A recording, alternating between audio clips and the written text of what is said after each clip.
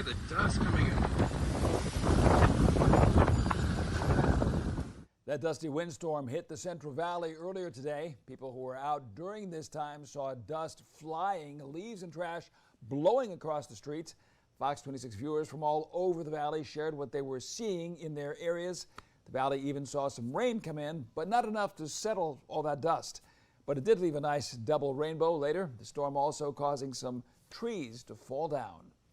And that's not the only thing weather-related we're seeing today, as it was snowing in China Peak and in Shaver Lake.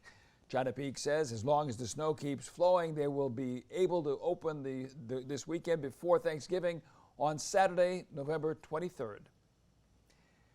With strong winds and some rain blew into the valley today, Chief Meteorologist Chris Kuiper joins us now with what's next, which could include some fog. Chris?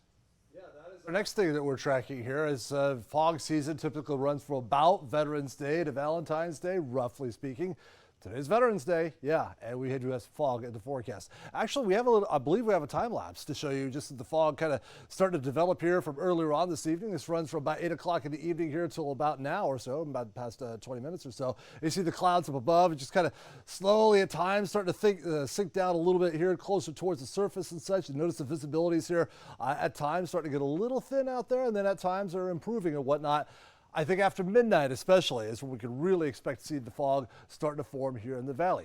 Let's go back to the weather computer now and let me show you, let's use Fog Tracker and show you what we have back here on the weather computer.